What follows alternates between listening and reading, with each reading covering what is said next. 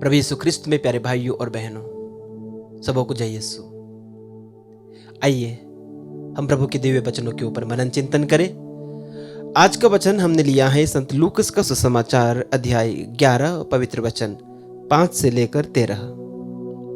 फिर यीशु ने उनसे कहा, मान लो कि तुम में कोई आधी रात को अपने किसी मित्र के पास जाकर कहे, दोस्त मुझे 3 रोटियां उधार दो, क्योंकि मेरा एक मित्र सफर में मेरे यहाँ पहुंचा है और उसे खिलाने के लिए मेरे पास कुछ भी नहीं है।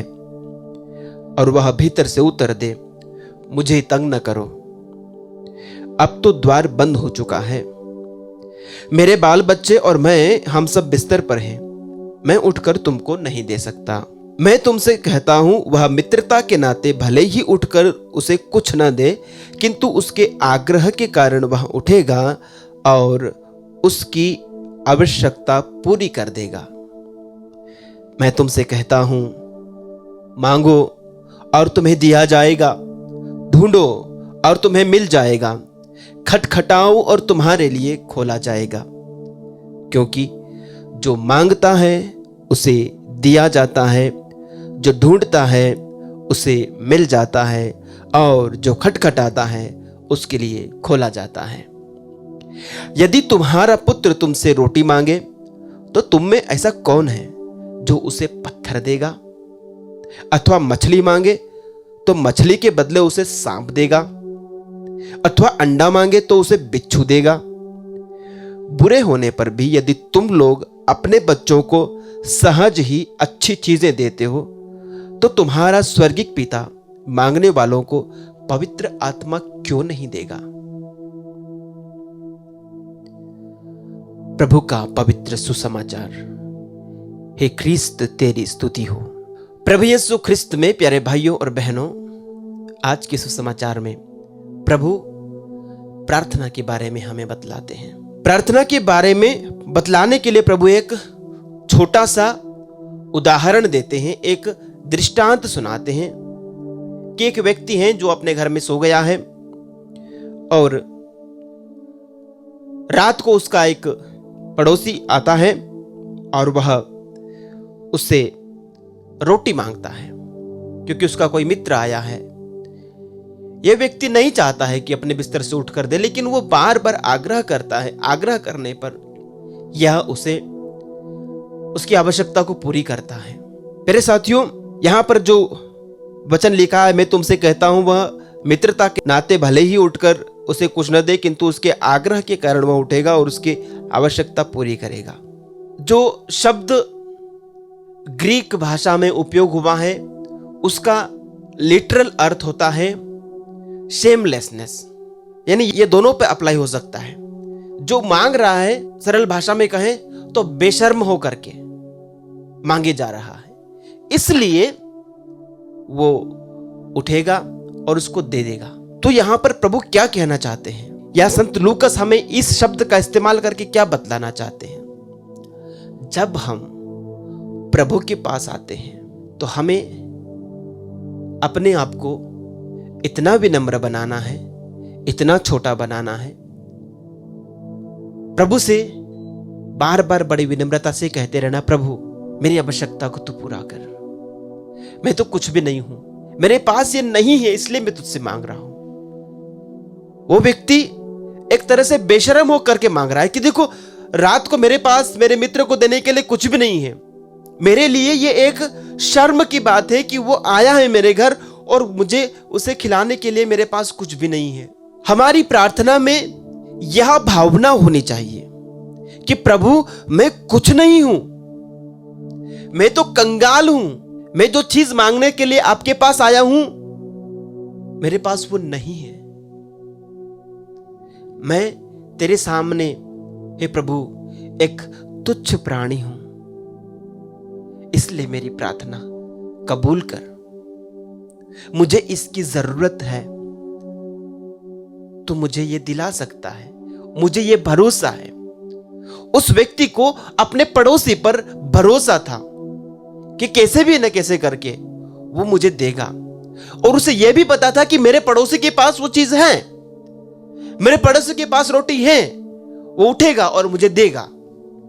दो चीजें हैं प्रार्थना में। एक, यह स्वीकार करना कि मैं जो मांग रहा हूं वो मेरे पास नहीं है, मेरी काबिलियत, मेरी क्षमता सीमित है।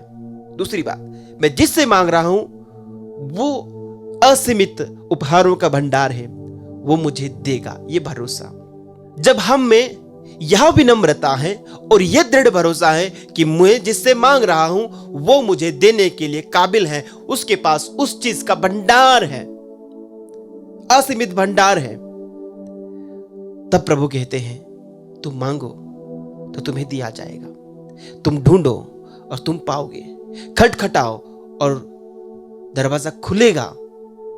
इस पड़ोसी ने खटखटाया, दरवाजा खोला गया, दिया गया। इसने उस चीज की वहां पर तलाश करी, उसे वो मिल गई। उसने मांगा, उसे दिया गया। क्या आपकी प्रार्थना में यह दृढ़ भरोसा है कि जब आप खटखटाओगे दरवाजा खुल जाएगा, आप ढूंढोगे आपको मिल जाएगा, आप मांगोगे आपको दे दिया जाएगा? प्रभु यीशु कहते हैं बुरे होने पर भी तुम यदि अपने बच्चों को अच्छी चीजें देते हो तो मांगने पर क्या तुम्हारा स्वर्गीय पिता तुम्हें अच्छी चीजें नहीं देगा? संत मत्ती के सुसमाचार में ऐसा लिखा है, मांगने पर अच्छी चीजें नहीं देगा। यहां पर संत लूकास में लिखा है, मांगने पर तुम्हारा स्वर्गीय पिता तुम्हें पवित्र आत्मा क्यों नहीं देगा? अब बात आती है हमें सबसे पहले क्या मांगना है। हमें पवित्र आत्मा मांगना है, हमें पवित्र आत्मा मांगना है। प्यारे साथियों, आप यदि किसी जरूरत में हैं, आपको किसी चीज की आवश्यकता है और आप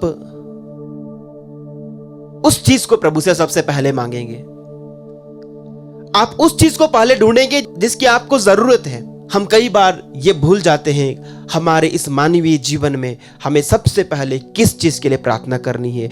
इस दुनिया की चीजों की नहीं, धन दौलत की नहीं, गाड़ी बंगले, नौकरी, पैसे, इज्जत, नाम, सम्मान, सफलता, परीक्षा में अच्छे अंक, ये चीजें नहीं मांगनी है। सबसे पहले प्रार्थना करना है तो सबसे पहले प्रभु कहते हैं तुम ढूंढो, खटखटाओ और मांगो क्या चीज?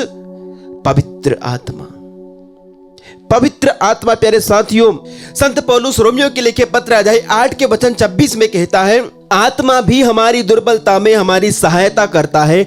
हम यह नहीं जानते कि हमें कैसे प्रार्थना करनी चाहिए, किंतु हमारी अस्पष्ट आहू द्वारा आत्मा स्वयं हमारे लिए विनती करता है। ईश्वर हमारे हृदय का रहस्य जानता है, वह समझता है कि आत्मा क्या कहता है, क्योंकि आत्मा ईश्वर के अनुसार संतों के लिए विनती करता है। यह है बात। जब हम प्रार्थना करने जाते हैं, अपनी मर्जी से नहीं, अपनी अभिलाषाओं के लिए प्रार्थना नहीं करना है। सबसे पहले वो कौन करेगा? वो पवित्र आत्मा मुझ में करेगा। मुझे तो पवित्र आत्मा से भरने के लिए प्रार्थना करनी है। मुझे सबसे पहले प्रभु से कहना है, हे प्रभु, मुझे अपने पवित्र आत्मा का अभिषेक प्रदान कर, मुझे अपने आत्मा से भर दे। और जब मैं पवित्र आत्मा से भर जाऊंगा तो प्रभु का वचन कहता है, आत्मा हमारे मन की अस्पष्ट आहों द्वारा स्वयं हमारे लिए प्रार्थना करेगा। जब एक बार मैं पवित्र आत्मा के अभिषेक से भर जाऊंगा, पवित्र आत्मा मेरी ओर से प्रभु से प्रार्थना करता है, क्योंकि आत्मा ईश्वर की इच्छा अनुसार संतों के लिए विनती करता है। आत्मा जानता है मुझे किस चीज की जरूरत है, फिर मेरी अभिलाषाएं नहीं, आत्मा जो मेरे लिए जरूरी वो मेरे लिए प्रभु से दिलाएगा। आइए प्यारे भाइयों और बहनों, हम प्रभु की शिक्षा को आत्मसात करें, हम प्रभु की शिक्षा को ग्रहण करें, हम प्रभु की शिक्षा को अपने जीवन में उतारें। प्रभु हमसे कहते हैं, प्रार्थना में सबसे पहले पवित्र आत्मा को मांगो, पवित्र आत्मा से भर जाओ। पवित्र आत्मा फिर हमारे लिए हमारी ओर से पिता से प्रार्थना करेगा। पवित्र आत्मा हमारी ओर से प्रभु से मांगेगा जो हमें मांगना है। पवित्र आत्मा हमारे लिए ढूंढेगा जो हमें ढूंढना है। पवित्र आत्मा हमारे लिए वो दरवाजे खुलवाएगा जो प्रभु हमारे लिए खोलने के लिए तैयार है। आमीन।